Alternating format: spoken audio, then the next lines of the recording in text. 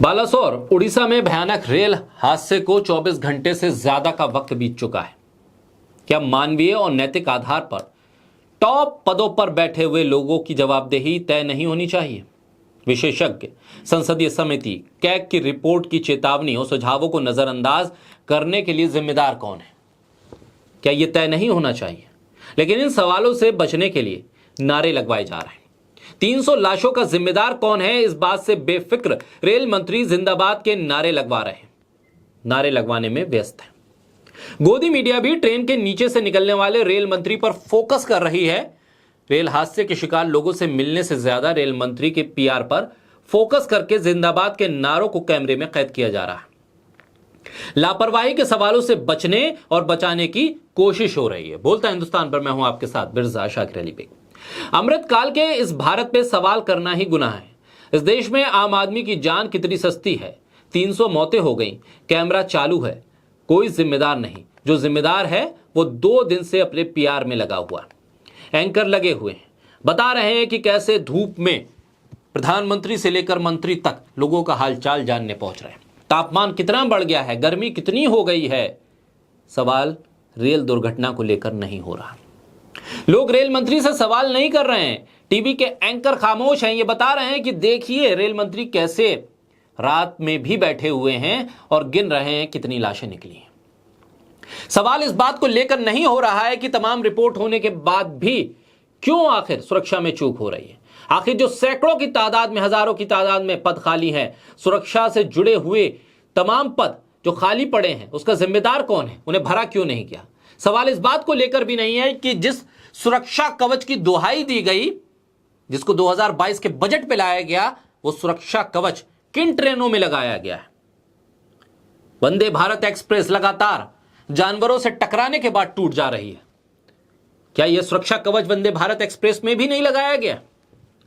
और जिस ट्रेन का हादसे में इतना बुरा हाल हुआ है, उसकी सुरक्षा की जिम्मेदारी किसकी थी? रेल मंत्री से भी सवाल नहीं है, प्रधानमंत्री से भी सवाल नहीं हो सकता, लेकिन हां, विपक्ष को घेर सकते हैं, नेहरू पर आरोप लगा सकते हैं, लेकिन मोदी सरकार को छू भी नहीं सकते। 300 लोगों की लाशों पर खड़े होकर मातम में डूबे देश में लोग हादसे पे सवाल ना करें, इसलिए दिन रात में मंत्री महोदय सिर्फ फुटेज चलवा रहे हैं। और मौत के इस मातम के दौरान जब लोगों को मौन रहना चाहिए, तब रेल मंत्री जयकारे लगवा रहे हैं। घटना की नैतिक जिम्मेदारी लेकर इस्तीफा देना चाहिए इनको, और इस घटना की एक हाई लेवल जांच करवानी चाहिए और दोषियों पर कड़ी से कड़ी कार्रवाई होनी चाहिए। ये देशभक्ति के नारे लगाकर इन सवालों को छोटा क्यों किया जा रहा है? किसान आंदोलन के बाद देश ने जाना कि नरेंद्र तोमर देश के कृषि मंत्री हैं। पता चला अब रेल दुर्घटना के बाद कि अश्वनी रेल मंत्री हैं। सभी मंत्रालयों के शिलान्यास से लेकर उद्घाटन करने वाले, हर ट्रेन को हरी झंडी दिखाने वाले कहां गए? मणिपुर जल गया, कोई सवाल नहीं किया गया। गोदी मीडिया महिला पहलवानों के सवाल पर भी चुप रही। ट्रेन हादसा हुआ तो पीआर का काम किया जा रहा है गोदी मीडिया के जरिए। अब पीएम मोदी पहुंचे तो मोदी मोदी के नारे लगे। किसने लगाए?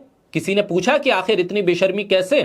इन नारों के बीच गोदी मीडिया की लाचारी की स्थिति तो देखिए, जिसे देखकर और सुनकर लोग पूछ रहे हैं कि आखिर गिरने की कोई सीमा होती है? बेचारे कितने मजबूर हैं। एबीपी न्यूज के एंकर रुबिका लियाकत ने दुखद बालासोर ट्रेन दुर्घटना पर एक ट्वीट किया, जिसमें उन्होंने एक सवाल खड़ा किया कि कवच किसने भेदा। लेकिन थोड़ी ही देर में उनको एहसास हो गया कि मोदी सरकार है, कांग्रेस या विपक्ष की सरकार नहीं है, लिहाजा सवाल को एडिट कर दिया गया, सुरक्षा कवच का सवाल ही हटा दिया गया।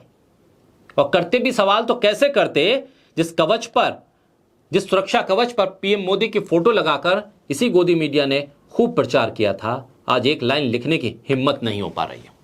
लेकिन नारे और पीआर को लेकर भी जी जान लगाने वाला गोदी मीडिया आखिर इस पूरे हादसे को लेकर सवाल करने से क्यों बच रहा है?